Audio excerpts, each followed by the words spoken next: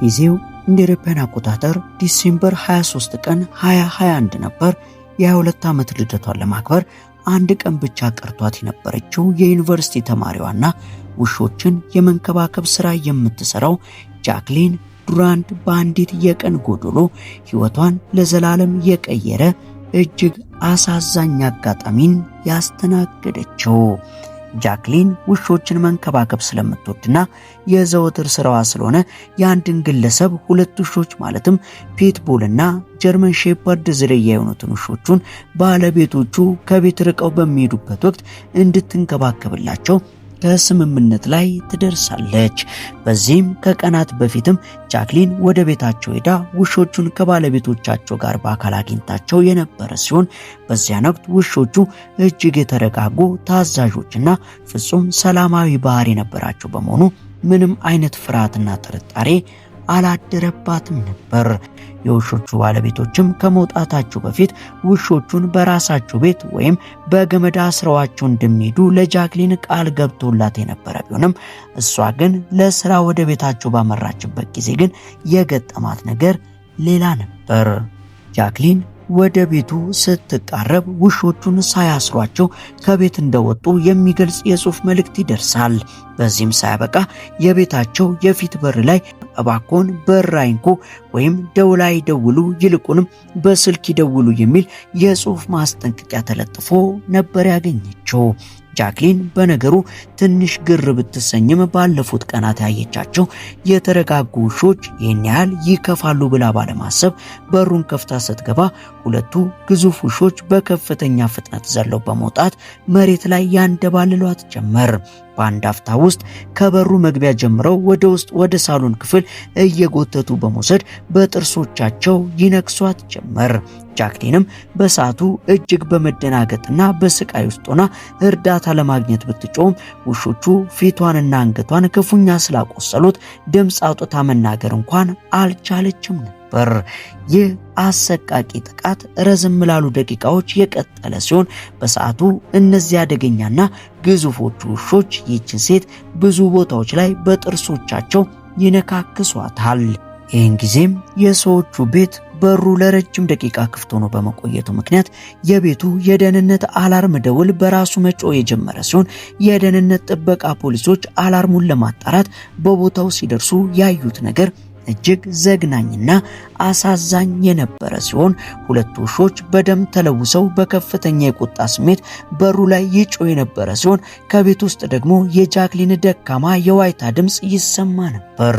ይሁን እንጂ ፖሊሶችና የሕክምና ባለሙያዎች ውሾቹን ፈርተው ወደ ውስጥ መግባት ባለመቻላቸው ጃክሊን ደሟ እየፈሰሰ ለተጨማሪ ደቂቃዎች መሬት ላይ ለመቆየት የተገደደች ሲሆን በመጨረሻም ባለሙያዎች ደርሰው እርዳታ ሲደረግላት ጃክሊን 25 በመቶ የሚሆነውን የሰውነቷን ደም አታ በሞትና በሕይወት መካከል የነበረች ሲሆን ልብሶቿ በሙሉ ተቀደውና ሰውነቷም ተቦጫጭቆ ነበር።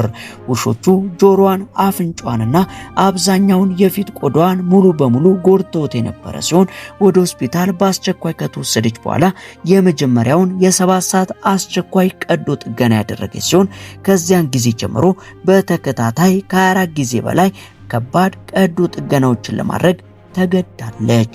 አሁን ላይ በሚያስደንቅ የጥንካሬ መንፈስ ታሪኳን በማህበራዊ ሚዲያ ለዓለም እያጋራች የምትገኝ ሲሆን ጥቃት ያደረሱት ውሾች በሕግ ውሳኔ መሰረት እንዲገደሉ ሲደረግ ባለቤቶቹም የሕግና የገንዘብ ቅጣት እንዲበየንባቸው ተደርጓል።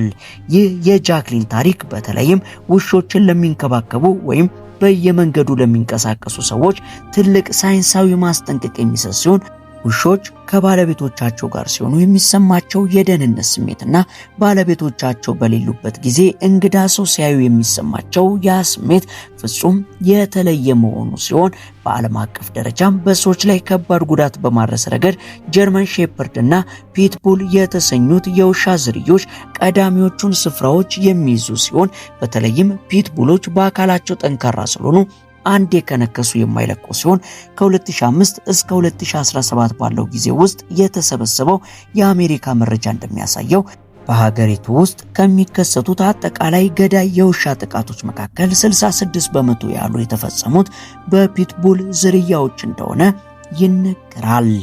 በተመሳሳይ ደግሞ የ38 ዓመቷ ካይሊን ዋልትማን የተባለችው አሜሪካዊት እናት ወደ እናቷ ቤት በእግሯ እየተጓዘች ሳለ በድንገት በመንገድ ላይ በ3 ፒትቡሎች አሰቃቂ ጥቃት ደርሶባት የነበረ ሲሆን ካይሊ ድንገት በጉዞ ላይ ሳለች ነበር ከየት መጡ ያልተባሉ ውሾች ከበዋት ወደ መንገድ ዳር ቦይ ውስጥ በመጣል በጋራ ይነክሷት የጀመሩት።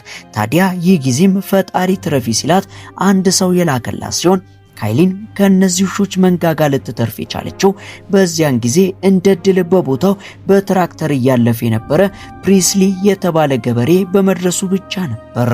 ገበሬው ሁኔታውን ሲመለከት ወዲያውኑ የያዘውን ሽጉጥ ወደ አየር ላይ በመተኮስ ውሾቹን አስደንግጦ ማባረር የቻለ ሲሆን ይሁን እንጂ በካይሊን ላይ የደረሰው ጉዳት እጅግ አስከፊ ነበር።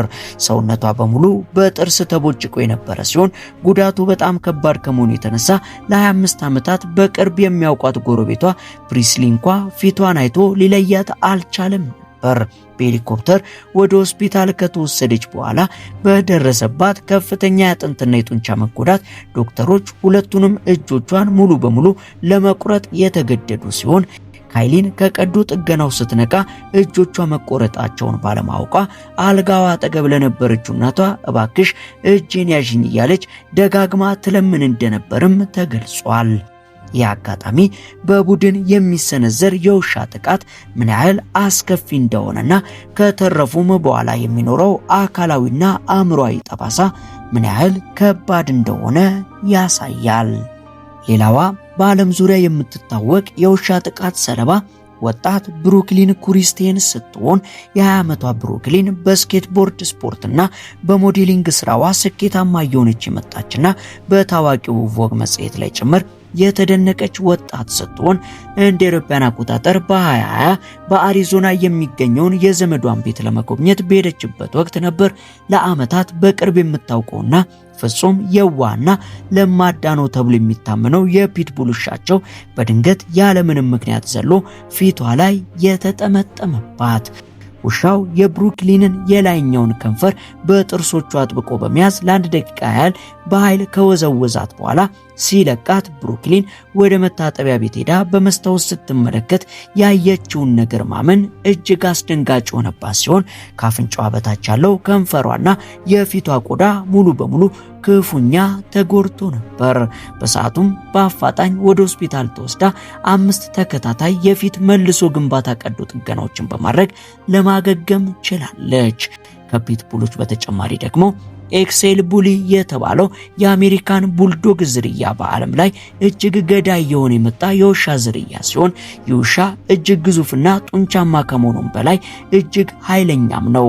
በተለይም በእንግሊዝ ውስጥ በርካታ ሰዎችን በመግደሉ ምክንያት ዝርያው እንዲታገድ በትልቅ የሕግ ክርክር ውስጥም ነበር። ለምሳሌ በበርሚንግሃም ከተማ ውስጥ አንድ የ11 ዓመት ሕፃን ሴት ልጅን በመንገድ ላይ እየሮጠች ሳለ የውሻ ከባለቤቱ እጅ አምልጦ እጇን ነክሶ ክፉኛ ያቆሰላት ሲሆን ውሻውን ለመግታት የሞከሩ ሌሎች 2 ሰዎችንም አባሮ ነክሷል። በእንግሊዝ ሀገር በ24 ብቻ 6 ሰዎች በዚህ ውሻ በመገደላቸው ምክንያት አሁን ላይ የዝርያ እንዲታገድና ጥብቅ ሕግ እንዲወጣበትም ተደርጓል። ታዲያ አያድርገውና ድንገትና እንደዚህ አይነት አስፈሪ ውሻ ብቻውን ሆኖ ጥቃት ሊሰነዝርባችሁ ሲመጣ የስነ ባህሪ ባለሙያዎች የሚመክሯቸውን መሰረታዊ የህይወት አድን ደንቦች ማወቅ አስፈላጊ ሲሆን መጀመሪያ በፍጹም ሩጫና ጩኸት የማይመከር በመሆኑ እዛው ባላችሁበት መረጋጋት ያስፈልጋል። ምክንያቱም አንድ ሰው ውሻ ሲያይ በፍርሃት መሮጥ ከጀመረ ውሻው አእምሮ ውስጥ ያለው የማደንና የማሳደድ የተፈጥሮ ስሜት ስለሚቀሰቀስ ውሻው ይበልጥ በፍጥነት እንዲያባረራችሁና እንዲነክሳችሁ ስለሚያደርገው ሲሆን ሁለተኛው መንገድ ደግሞ ከፍ ያለ ቦታ መፈለግ ነው። ውሾች እንደ ድመቶች በቀላሉ ከፍታ የመውጣት አቅም ስለሌላቸው በአቅራቢያችሁ ያለ መኪና ላይ፣ አጥር ላይ ወይንም ጠረጴዛ ላይ በፍጥነት መውጣት ከቻላችሁ ትልቅ መከላከያ ይሆናል። ምንም አይነት የማምለጫ መንገድ ከሌለና ውሻው መሬት ላይ ከጣላችሁ በጉልበታችሁ ተንበርክካችሁ ሆዳችሁን ወደ መሬት በማድረግ ጉልበታችሁን ወደ ደረታችሁ አስጠግታችሁ እጆቻችሁን በአንገታችሁ ጀርባ ላይ በማጣበቅና ክርናችሁን ከፊታችሁ ጋር በማያያዝ እንደ ኳስ መጠቅለል ያስፈልጋል።